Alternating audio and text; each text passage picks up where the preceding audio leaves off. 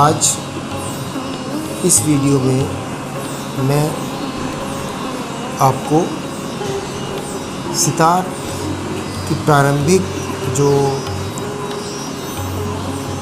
सितार वादन की जो प्रारंभिक उसका तरीका है उसे मैं बताने जा रहा हूँ। किस प्रकार से सितार को पकड़ेंगे, पकड़ने की विधि, और फिर उसमें किस प्रकार से हम प्रारंभिक जो स्वर का निकास है, ध्वनि का निकास है, इसके बारे में हम चर्चा करेंगे, बताएंगे, इसको सीखेंगे। तो सबसे पहले तो इसके पहले की वीडियो में मैंने सितार के अंगों का वर्णन आपको बता दिया है, और आपने अगर ये वीडियो नहीं देखा है तो कृपया उसको देखें और सितार के अंगों से परिचय आप कर लें। तो ये सितार देखिए है, और किस प्रकार से इसको पकड़ेंगे आप। सबसे पहले आप देखेंगे कि ये इस तरीके से रखा हुआ है, और आप इसका जो तबली वाला हिस्सा है इसको आगे कर लेंगे, फ्रंट में अपनी ठीक सामने की तरफ कर लेंगे। और इसके बाद आपका जो बायां पैर है, बाएं पैर को नीचे की तरफ करेंगे और दाहिना पैर आपका ऊपर की तरफ रहना चाहिए।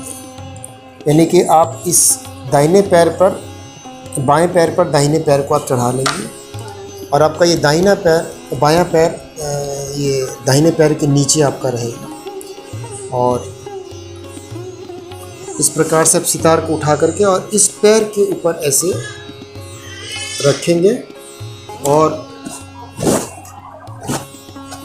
ये जो आपका दाहिना हाथ है ये तुम्बे के ऊपर ऐसे रखेंगे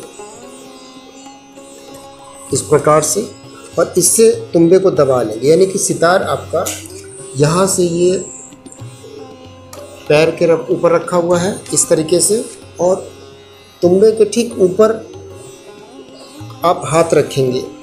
अपना जो कलाई के ऊपर का और कोहनी के बीच का जो हिस्सा है आप यहाँ रखेंगे। और अब इसको जो मिजराब आपने पहना हुआ है, मिजराब पहनने का ढंग मैंने पिछले वीडियो में बताया है, इस प्रकार से पहनेंगे आप। और आप ये देखिए हाथ ये कैसे किया हुआ है, इसको आप ऐसे मुट्ठी बांध लेंगे और अंगूठे को आप यहाँ पे ऐसे रखेंगे। ये जो अंगूठा इस प्रकार से है, ये अंगूठी ऐसे रख लेंगे, अंगूठा यहाँ। और यहाँ पर देखेंगे आपकी जो गुल्लू और डांड को जो जुड़ने वाला हिस्सा यहाँ पर है, ये इस स्थान के पास में आप अंगूठे को अपने रखेंगे ऐसे।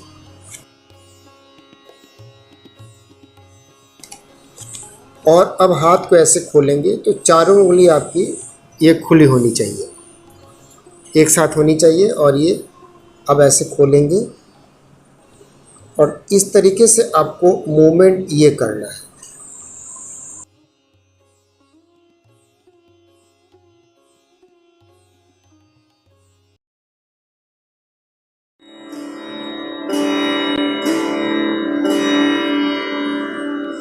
तो इसमें जो सितार का जो मुख्य तार होता है वो बाज का तार कहलाता है। यानी कि इधर की तरफ से आप देखेंगे तो पहला तार जो है वो बाज का तार है, जो कि शुद्ध माँ स्वर में स्वरबद्ध किया होता है।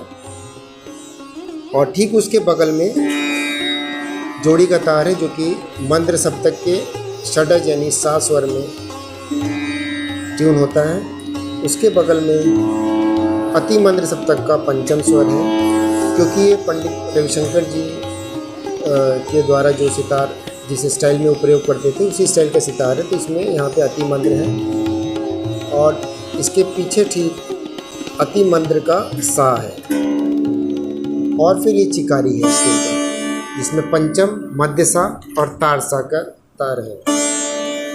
तो इस प्रकार से तारों की संख्या है 7, और इसमें क्रम, इसमें जो स्वरों का ये रहा। और अब बाज के तार पर हमें प्रहार करना है। अब इसमें स्वर की स्थिति कहाँ पर है, सारेगामा पधनी कहाँ पर है, तो अब यहाँ पे देखेंगे कि ये जो खाली वाला ये जो स्थान है, आप ऊपर से पर्दे देखते हुए आएंगे तो यहाँ पर आपको एक ब्लैंक स्थान दिखाई पड़ेगा, ब्लैंक स्पेस है। इसी के ठीक ऊपर वाला पर्दा जो है ये साग का पर्दा है, और आपको इस पर ये 2 फिंगर का प्रयोग करते हैं, जिसमें से कि ये आपका मुख्य फिंगर है और ये सपोर्टिंग, इससे आप जो कि सपोर्ट करके जिससे कभी बैक होना होता है उसको बाद में बताएंगे हम। तो आपकी ये उंगली हमेशा रखी होनी चाहिए इसी तार पर, और ये उंगली आपकी जो मध्यम मिडिल फिंगर है ये बार बार उठेगी बैठेगी।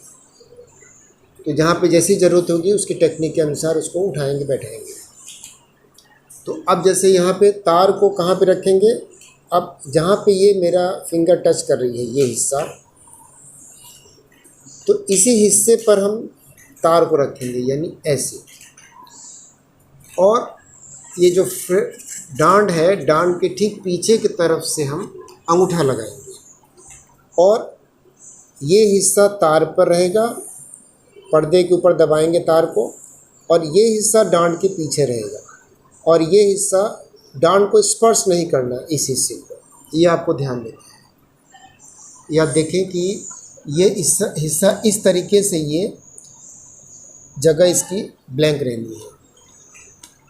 तो इस प्रकार से, और जो तार पर हम उंगली रखेंगे तो पर्दे से हल्का सा ऊपर की तरफ, यानी इधर की तरफ हम उठा के रखेंगे, उठा के पर्दे पर दबाएंगे तार को, तब इसकी ध्वनि अच्छी निकलेगी। अदरवाइज़ अगर हम पर्दे के ऊपर तार को एग्जैक्ट जहाँ पे तार और पर्दा स्पर्श कर रहा है, अगर उस हिस्से पर उंगली रख देंगे तो आवाज़ ये साफ नहीं आएगी। कहने का तात्पर्य कि पर्दा और तार जो स्पर्श कर रहे हैं आपस में, उस स्थान पे उंगली हमें नहीं रखनी है, उसके ज़रा सा ऊपर रखना है, तो ये खुली आवाज़ आएगी और सुंदर आवाज़ आएगी। इसी प्रकार से आपको हर पर्दे पर रखना है। ये सा का पर्दा है, ये रे का पर्दा है, ये गा का पर्दा, जो कि रे और गा के बीच में आपको एक पर्दा छोड़ना है। फिर इसके तुरंत बाद ये माँ का पर्दा है, इसके बाद पा है, माँ और पा के बीच में एक पर्दा आपको छोड़ना है, और इसके बाद ये धा है, एक पर्दा छोड़ के नी है, और ये फिर तार सब तक का सा आ जा रहा है, जिस पर आपको दूसरी फिंगर, ये वाली फिंगर का प्रयोग करना है। लेकिन ये फिंगर आपको उठानी नहीं है, जो मध्यमा यानी मिडिल फिंगर के ऊपर जो आप पहली फिंगर जो यूज़ कर रहे थे, इसको आपको उठाना नहीं, ये रखे रहेंगे, यानी दोनों फिंगर आपको रखनी है। ये सा बज गया, तो एक बार इसको बजाते हुए,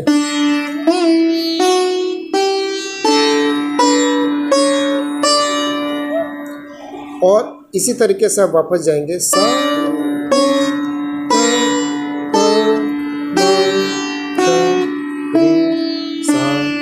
तो इसको आप अच्छे से अभ्यास कर लेंगे और स्वरों को याद कर लेंगे। और जब आपको स्वर याद हो जाए तो अब आपको इसमें दाहिने हाथ पे थोड़ा ध्यान देना है कि अब इसके दाहिने हाथ में स्ट्रोक जो होते हैं उसके आधार पर बोल बनते हैं, यानी कि अंदर और बाहर, आकर्ष अपकर्ष, इनसाइड और आउटसाइड जो स्ट्रोक करते हैं ये इनसाइड स्ट्रोक है, और जब बाहर करेंगे तो आउटसाइड स्ट्रोक। और इसको हिंदी में जो हम लोग के संगीत में इसको बोलते हैं आकर्ष और अपकर्ष। आकर्ष मतलब अंदर की तरफ, अपकर्ष मतलब बाहर की तरफ, यानी कि इनसाइड आकर्ष स्ट्रोक करेंगे तो इससे दा की ध्वनि बनेगी, और जब बाहर की तरफ यानी कि अपकर्ष या आउटसाइड स्ट्रोक करेंगे तो इससे रा की ध्वनि निकलेगी। तो इससे आप कैसे देखते हैं इसमें, तो देखिए, यानी कि इसमें अब सा पे 4 स्ट्रोक करने हैं अब आपको पहले एक्सरसाइज में, जिसमें से कि इनसाइड आउटसाइड, इनसाइड आउटसाइड, आकर्ष अपकर्ष, आकर्ष अपकर्ष, यानी दा रा ये स्ट्रोक करेंगे। और इसी तरह से आप हर एक स्वर को इसको बजाते जाएंगे।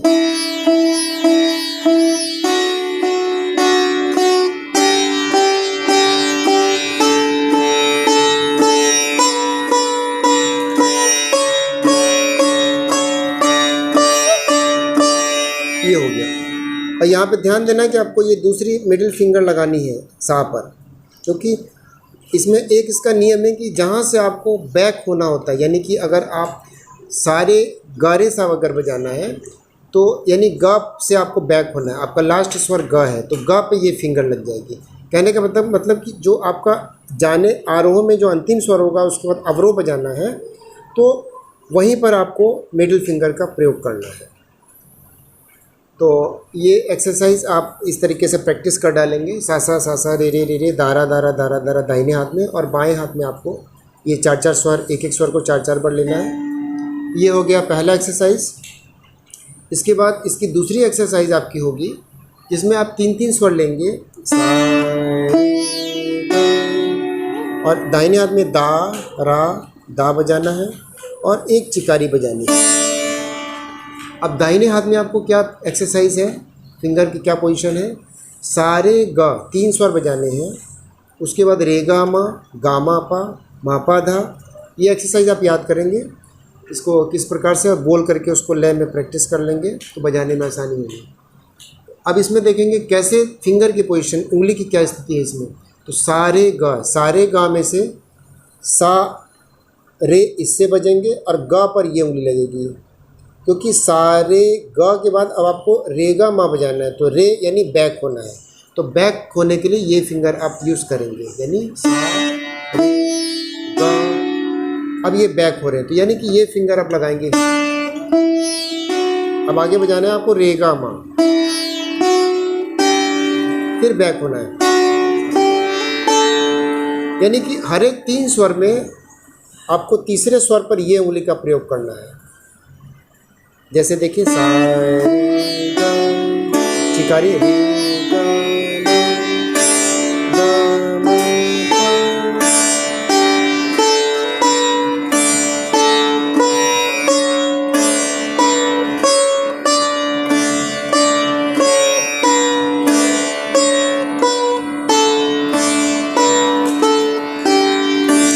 अब इसमें अवरोह में आप ध्यान दीजिए कि अवरोह में फिर वैसे ही हो रहा है।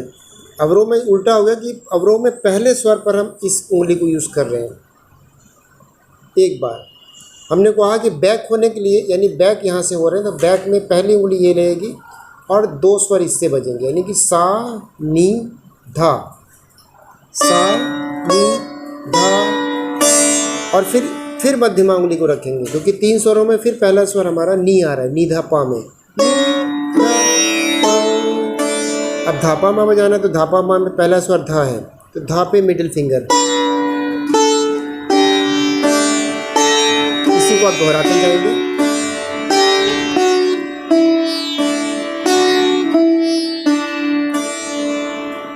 ये आपका हो गया दूसरा अलंकार। तीसरा अलंकार आपको करना है, इसी अलंकार के आधार पर बनाना है। सारे गा आपने बजाया तो सारे गा में से बीच का स्वर आप हटा देंगे, यानी सा रे गा में से रे हट गया तो क्या बचा सा ग। और फिंगर की पोजीशन भी आपकी जैसे पहले थी वैसी रहेगी, जैसे आप पहले बजाते थे सा रे गा। तो आप देखेंगे कि इसमें पहले दूसरे स्वर में ये फिंगर का प्रयोग हो रहा था, तो दूसरा स्वर हट गया तो अब आपका यानी सा पे पहली फिंगर, गा पे सेकंड फिंगर, क्योंकि यहाँ से फिर बैक होना है, रे बजाना है, रे मा, रेगा माँ में से गा निकल गया तो रे मा। उसी तरह गा पा मा पा नी गा सा गा। अब यहाँ पे भी यहाँ से पहले स्वर पर ये फिंगर लग रही थी, दूसरे स्वर पर मिडिल फिंगर। अब इसके उल्टे में इसका उल्टा हो जाएगा कि मिडिल फिंगर पहले लगेगी पहले स्वर पर और दूसरे पर ये फिंगर लगेगी, तो सानी धा में से नी निकल गया, साधा हो गया।